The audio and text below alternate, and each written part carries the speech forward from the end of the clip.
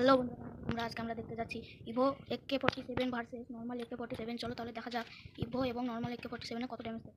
প্রথমে normal AK47 হেডে মারলে বডিতে 43, আর হেড মারলে 236, পায়ে মারলে 32, আর এখানে হেড মারলে এখানেও 279 এরকম দিছে। চলো তাহলে দেখা যাক এবার ইভো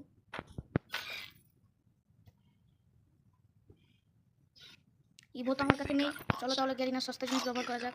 সেখানে যাবো, তারপরে আমাদেরকে AK47 যে ট্রাই আউটে টিপতে হবে। বাস হয়ে গেল আমাদের কাজ। চলো দেখা যাক ইভোর হেডে কত দিছে।